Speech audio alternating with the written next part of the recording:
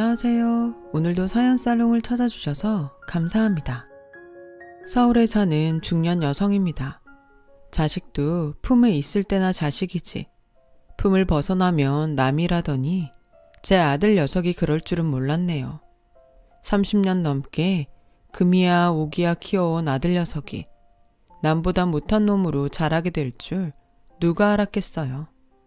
따지고 보면 이게 다 자식 농사를 잘못 지은 제 탓이기에 남들 앞에서 밝히기 창피하지만 하도 기가 막히고 억울해서 이렇게라도 터놓지 않으면 속병이 날 것 같아 사연을 보내게 되었습니다. 남편과 저는 지금의 아들을 얻기까지 눈물로 밤을 지샌 게 하루 이틀이 아니에요. 남들은 셋이고 넷이고 애도 쑥쑥 잘났는데 우리 부부에겐 그게 그렇게 어려운 일이었거든요. 지금이야 의학이 발달이 돼서 원인도 척척 알아내고 시험관 시술도 있지만 30여 년 전만 해도 지금과는 상황이 많이 달랐어요. 특히 저희 어머님처럼 미신에 빠져있던 분에겐 더욱 그랬죠. 결혼하고 2년이 지나도록 아이가 생기지 않자 무당을 찾아가 부적을 써서 오셔서는 남편 베개에 넣어주곤 하실 정도였으니까요. 그뿐인가요? 객사한 조상이 탯줄을 잡고 안 놔주는 바람에 애가 안 선다며 얼굴도 모르는 사람 제사까지 지내게 하셨더랬어요. 그래도 안 되니 후처 자리까지 알아보셨지만 남편이 질색을 하는 바람에 결국 뜻은 못 이루셨죠. 시어머니 닭달에 중간에서 소가리를 하는 남편을 보니 차라리 내가 떠나면 모든 사람이 다 편해지지 않을까 하는 생각까지 하게 되더군요. 그래서 남편 몰래 짐을 싸들고 집을 나오려는데 글쎄 기적 같은 일이 일어났지 뭐예요. 우리 집 대문 앞에 포대기에 둘둘 말린 갓난 아기가 놓여있는 거예요. 처음엔 누가 옷보따리를 놓고 간 게 아닐까 했는데 포대기 안에서 아기 울음소리가 들려서 알게 되었죠.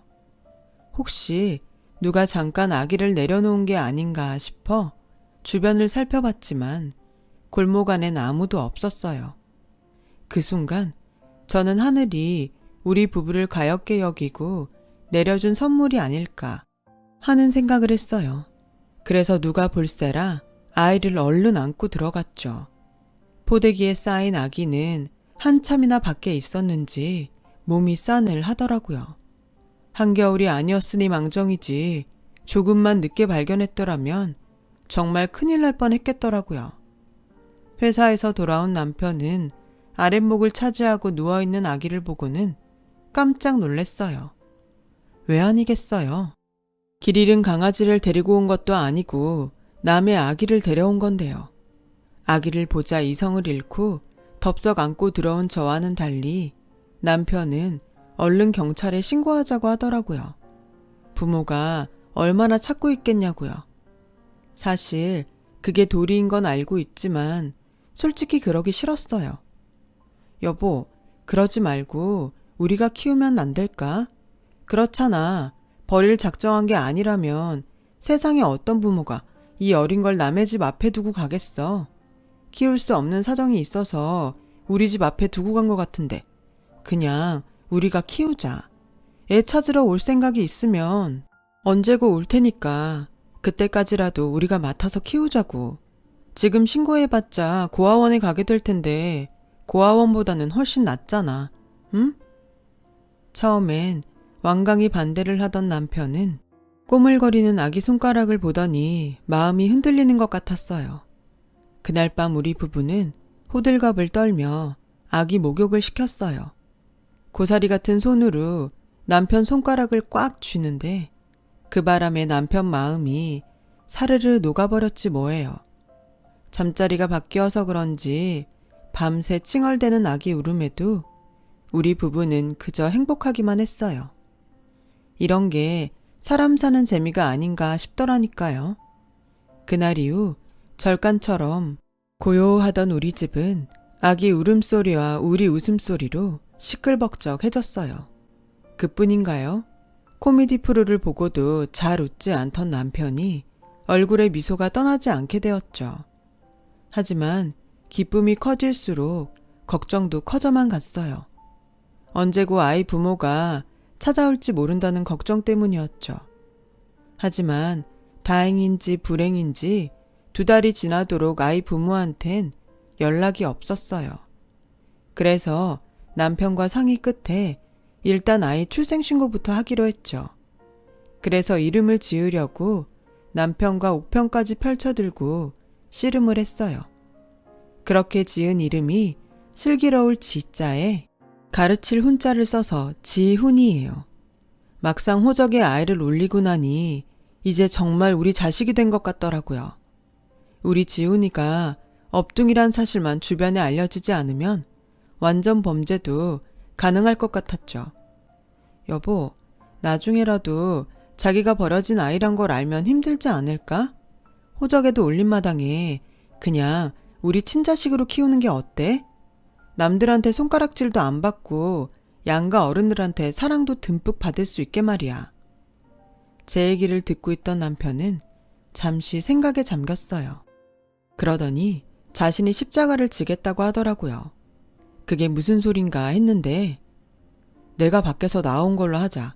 어차피 당신이 배불러 나왔다고 하기엔 상황적으로 불가능하잖아. 그럴 바엔 내 피라도 섞였다고 해야 어머님이 손자로 받아들이시지 않겠어? 장모님께는 당신이 잘 좀 얘기해줘. 평소 답답할 정도로 고지식하던 남편은 이번만큼은 정반대였어요. 자식을 위한 일이라 그런가 자기 체면 깎이는 건 신경도 안 쓰더군요. 그렇게 우리 부부는 완전 범죄를 저지르게 되었어요. 지난 몇 년간 애 못 낳는다고 저를 구박했던 시어머니는 남편이 밖에서 나온 아이를 제가 군소리 없이 친자식처럼 맡아 키우겠다고 하자 전과는 180도 다르게 잘해주시더라고요. 당신이 아끼는 루비 반지도 턱 하니 빼서 제 손에 끼워주실 정도로요. 다만 저희 친정 부모님은 반대였어요. 아무리 아내가 아이를 못 갖는데도 어떻게 밖에서 애를 만들어 올 수 있냐며 사위를 못마땅해 하셨거든요. 그런데도 남편은 아들을 위해 그 수모를 다 받아 넘기더라고요. 제 남편이지만 정말 부처님 가운데 토막이 아닐까 싶을 정도였어요. 그렇게 우리 부부가 온 가족들한테 거짓말까지 해가며 키운 아들은 시댁 어른들의 사랑을 독차지하며 자랐어요. 사랑을 받은 만큼 주변에 사랑을 베풀 줄 아는 아이로 자라났죠. 우리 부부에겐 더 없는 행복이었어요. 우리 아들은 자라는 내내 부모 속 한 번 썩이는 일이 없었어요. 학급 반장도 도맡아 하고 성적도 늘 상위권을 지켜나갔죠. 시댁에선 대학 교수인 남편을 닮아 머리가 좋은 거라고 말들 하더군요. 그 말에 속으로 코웃음이 쳐졌지만 그래도 내 아들이 잘났다는 말이기에 듣기 싫지 않더라고요. 아들은 들어가기 어렵다는 명문대도 척척 들어가고 졸업도 하기 전에 꽤 탄탄한 직장에 취직이 될 정도로 능력도 있었어요. 뭐 하나 빠지는 게 없는 애라 주위에서 다들 부러워할 정도였죠. 결혼 정년기에 들어서자 부모 걱정 안 하도록 예쁜 짝도 데려와 일찌감치 장가도 들었고요. 하지만 모든 인생에는 부침이 따르듯 남편이 지병으로 세상을 떠나면서 많은 게 변하기 시작했어요. 제 가정을 이룬 아들은 전처럼 제게 살갑지 않았거든요. 남편이 살아있을 땐 문지방이 닳도록 집에 드나들던 아들이 명절이나 돼야 얼굴 한번 볼 수 있게 되었으니까요. 한 번은 시누이 앞에서 서운한 마음을 내비쳤더니 대뜸 그러더군요. 언니도 참 품 안의 자식이라고 안 해요. 다른 집 자식들도 다 그래요. 그래도 이날 이때까지 속 한 번 안 썩이고 그만큼 자라줬으면 됐지. 뭘 더 바래요. 그러니 욕심 그만 부려요. 지훈이만한 아들이 또 어딨다고? 그때까지만 해도 이게 다 복에 겨운 내 투정인 줄 알았어요. 그런데 괜한 기우가 아니었더라고요. 그날은 남편 제사라 아들네가 집에 오기로 한 날이었어요. 괜히 제사다 뭐다 며느리 힘들게 할까봐 일찌감치 장바다가 혼자 제사 음식을 끝내놓고 있었는데 글쎄 밤 10시가 넘도록 애들이 안 오지 뭐예요. 혹시 오는 길에 사고라도 난 게 아닌가 싶어 전화를 해봤는데 전화기도 꺼놨더라고요. 결국 자정이 돼서야 하는 둥 마는 둥 혼자 제사를 지냈어요. 그리곤 막 상을 치우려는데 그때서야 아들한테 전화가 왔더라고요. 어쩌죠? 해외 출장이 길어져서 이제야 서울에 도착했어요. 엄마, 혼자 고생이 많으셨죠? 죄송해요. 오늘 늦었으니까 수요일 내에 한번 찾아뵐게요. 일 때문에 그랬다는데 어쩔 수 있나요? 하지만 그런 거라면 지쳐라도 혼자 보냈으면 될 것을.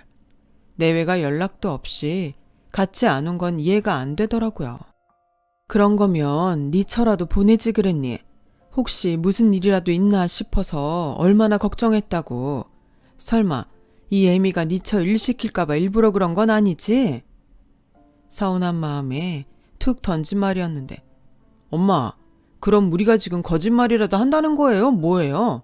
그리고 매년 오는 제사 고작 한 번 빠진 게 뭐 그리 잘못이라고 그래요? 이 사람도 집에서 노는 사람 아니에요. 엄마야 평생을 아버지 덕분에 집에서 놀며 살아서 모르시겠지만 밖에서 사회생활 하는 게 그렇게 만만한 게 아니라고요. 그러니까 꼰대 시어머니 노릇 그만하세요. 제가 다 창피해요. 아들 녀석의 말에 저는 아무 말도 할 수 없었어요. 충격도 충격이지만 아들 눈에는 평소 제 행동이 꼰대 시애미 같았다는 거니까요. 사람이 입장에 따라 같은 말도 다르게 들린다지만 제 행동이 뭐가 그렇게 아들 내외를 불편하게 했는지 정말 모르겠더라고요. 그래서 서운한 마음도 접어둔 채 걱정이 앞섰어요. 그날 이후 저는 아들 내외를 대하는데 조심스러워졌어요. 혹여 나 때문에 둘 사이에 문제라도 생기지 않을까 걱정이 됐거든요. 제가 젊은 시절 시어머니한테 하도 당하고 살아서 그런가 내 며느리한테만큼은 제가 겪은 일을 겪게 하고 싶지 않았으니까요. 그런데 이런 제 마음이 오히려 독이 될 줄 누가 알았겠어요. 며느리한테 부담을 주지 않으려는 제 마음을 언제부턴가 아들 내외가 이용을 하고 있더라고요. 사람이 몸이 아프면 마음도 약해진다 그러더니 저도 다르지 않았어요. 안면 근육이 떨리고 눈가에 통증이 심해서 집 근처 병원을 찾았더니 CT 촬영을 해보자고 하더라고요. 그래서 하자는 대로 했는데 CT 검사 결과를 본 의사가 대학병원에 연계해주겠다고 하더라고요. 그 말에 덜컥 겁이 났어요. 무슨 큰 병이길래 이러나 싶었거든요. 며칠 뒤 대학병원에 갔더니 의사가 뇌수막종이라고 했어요. 종양이 악성은 아니지만 위치가 안 좋고 사이즈가 커서 시신경과 안면신경이 눌려서 통증이 심하고 미각도 떨어지게 된 거라더군요. 수술이 불가피하다고 했어요. 그럼 머리를 연다는 건가요? 약물 치료를 하는 방법도 있지만 현재 환자분 상태에선 머리를 여는 게 아무래도 효과가 더 좋을 겁니다. 가족분들과 상의하시고 결정하세요. 간단한 레이저 수술이면 몰라도 환갑을 바라보는 나이에 전신 마취까지 하며 머리를 여는 수술을 한다니 겁이 나서 정신이 없더라고요. 그래서 아들 녀석한테 전화를 했는데 뇌종양도 아니고 뇌수막종인데 뭘 그렇게 걱정이세요? 요즘 우리나라 의술이 좋아서 그런 수술은 수술 축에도 못 껴요. 그 일로 전화하신 거예요? 지 딴에는 엄마가 걱정할까봐 일부러 그런 거겠지만 별거 아니라는 투의 아들의 말에 왠지 서운하더라고요. 아들은 레이저 시술을 받는 것보단 확실히 종양을 제거하는 두개술이 좋을 것 같다며 수술을 권하더라고요. 알아보니까 두개술을 받게 되면 중증 환자 등록도 가능해서 의료보험 혜택이 크더라고요. 자비는 5% 정도밖에 안 된대요. 아들은 감마나이프 시술보다 수술비가 오히려 적게 들 거라며 좋아했어요. 그 모습에 왠지 서글퍼지더군요. 나는 아들에게 내 모든 걸 줘도 아깝지 않은데 아들 녀석은 돈 몇 푼 더 드는 걸로 저리도 기뻐하니 말이죠. 그렇게 아들의 동의하에 수술이 결정되자 바로 수술 코디네이터와 상담을 시작했어요. 입원 후 수술 전 필요한 검사도 다 마쳤고요. 수술을 앞두니 마음이 심란했어요. 악성종양이 아니라서 위험한 수술은 아니라지만 그래도 머리를 여는 두개술이라 겁이 많이 나더라고요. 혹시 내가 이대로 수술대 위에서 깨어나지 않으면 어쩌나 하는 생각에 수술 날짜를 잡고부터 밤잠을 제대로 이루지 못할 정도였어요. 제가 죽고 나면 하나뿐인 제 아들은 부모 형제 없이 세상에 홀로 남겨지게 되는 거라서 더더욱 걱정이었죠. 가정까지 이루고 사는 자식이 뭐가 걱정이냐고 하겠지만 부모 마음이 어디 그런가요? 환갑이 넘은 아들도 부모 앞에선 아이인걸요. 그런데 이런 제 마음이 한순간에 식어버리는 사건이 벌어졌어요. 뭐? 수술날 병원에 못 온다고? 미안해요, 엄마. 엄마가 신경 쓸까봐 말을 못했는데 하필 그날이 우리 장모님 생신이시더라고요. 장모님 모시고 하와이 가기로 해서 엄마 수술날엔 못 갈 것 같아요. 항공권이랑 호텔을 특가로 예약한 거라 취소가 안 되더라고요. 제가 간병인 붙여줄 테니까 걱정하지 말고 수술 받으세요. 따지고 보면 간병인도 그쪽 분야에선 프로나 마찬가지인데 저나 집사람보다 못하겠어요. 엄마 입장에선 차라리 잘된 일이죠. 병실도 2인실로 잡아드릴 테니까 마음 편히 가지시고 수술 받으세요. 그래요, 어머님. 저희가 있어봐야 어머님 신경만 더 쓰시지 않겠어요? 그럴 거 불편하게 뭐하러 그래요. 큰 수술 아니라니까 마음 푹 놓으시고 수술 잘 받으세요. 그래야 저희도 마음 편히 여행 다녀오죠. 안 그래요, 어머님? 이것들이 보자 하니까 아주 부부가 쌍으로 늙은 애미를 가지고 놀더라고요. 이것들이 지금 그걸 말이라고 해? 뭐가 어쩌고 어째? 큰 수술이 아니야? 그래, 어떤 큰 수술이면 니네한텐 큰 수술이라더냐? 암이면 되냐? 아니면 심장 이식 정도 받아야 되냐? 그것도 아니면 죽을 병이면 되겠어? 못돼 처먹은 것들 뭐가 어쩌고 어째? 니들 마음 편히 여행 다녀오게 찍소리 말고 수술이나 잘 받으라고? 어디서 배워먹지 않은 소리야? 그동안 니들 불편할까봐 할 말도 꾹 참고 살았건만 보자 하니까 아주 시건방을 떨고들 있네. 엄마, 무슨 말을 그렇게 해요? 저희가 뭘 어쨌다고 그래요? 아니, 돈 들여서 간병인 불러드리고 병실도 2인실 잡아드린다는데 뭐가 불만이세요? 누가 보면 죽을 병이라도 걸린 줄 알겠어요. 정도껏 해야지. 그래 이놈아, 네 말 잘했다. 하는 김에 1인실로 하지 왜 2인실이냐? 2인실까지 보험 처리되니까 그러는 거 아니냐? 그리고 돈 들여 간병인을 불러줘? 그게 네 돈이야? 내가 들여놓은 간병인 보험으로 부르는 거지? 병원비 95%는 의료보험에서 대주고 나머지 비용은 내 실비보험에서 나가고 간병인도 내 보험으로 나가면 네가 해준 건 대체 뭔데 이리 생색이야? 넌 네 엄마가 그리 맹탕인 줄 알았냐? 네가 나온 그 잘난 대학 나도 나왔다 이놈아. 어디서 잔머리야? 그간 꼰대 소리 듣기 싫어 말 않고 있었다만 보아하니 니들은 늙은이보다 더한 젊은 꼰대로구나. 다 필요 없으니까 여행을 가든 이민을 가든 가버려라. 너 같은 놈 없는 셈 치고 살면 된다. 어찌나 화가 났는지 그동안 참았던 말들을 다 쏟아 부었어요.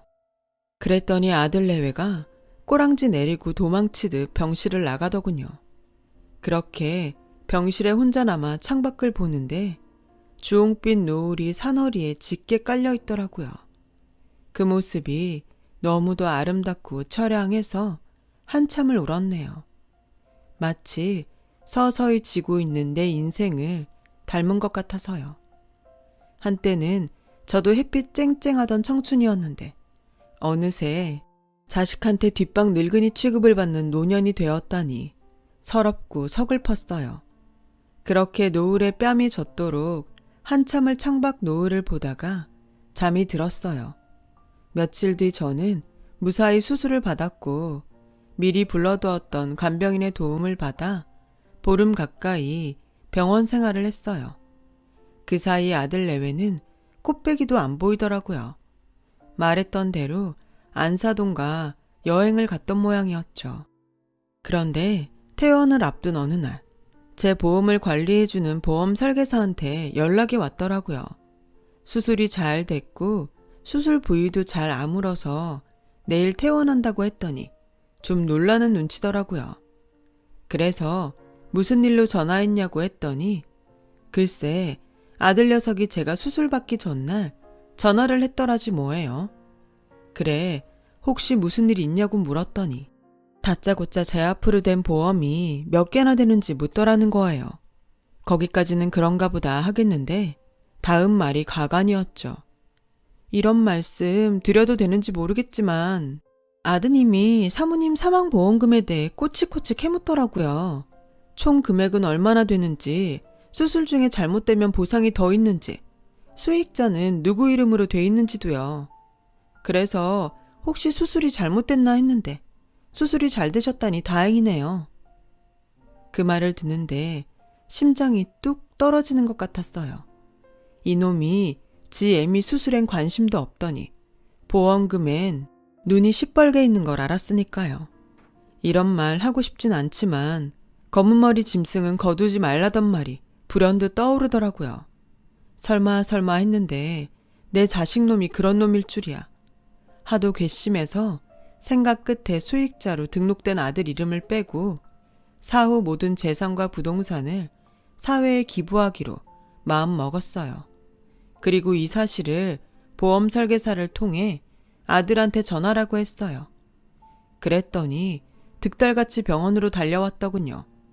학원이다 뭐다 바쁘단 핑계로 얼굴도 제대로 안 보여주던 손주 녀석까지 대동하고 말이죠. 며느리는 유명 죽집에서 죽까지 사들고 왔더라고요. 엄마, 그때 그 일로 화 안 풀리셨어요? 그래도 그렇지. 자식이 버젓이 있는데 사회 기부가 웬 말이에요. 노여움 푸시고 이제 그만하세요. 금쪽 같은 손주까지 낳아드렸는데 꼭 그러셔야겠어요? 막말로 나중에 엄마 손주가 돈 때문에 고생하면 저승에서 엄마가 편하겠어요? 내리사랑이라고 엄마가 사랑으로 품어주셔야죠. 안 그래요? 그 금쪽 같은 손주도 할미한테 돈 냄새가 나야 얼굴 한번 볼까 말까인데 이게 남이지 내 손주니? 난 그딴 손주 필요 없다. 금쪽 같은 내 새끼도 품에서 떠나니 개떡같이 변했는데 손주야 말해 뭐하겠니? 그러니 헛된 꿈 일찌감치 깨고 돌아들 가거라. 난 더 이상 네 엄마 안 할 테니. 그러자 아들이 코웃음을 치더라고요.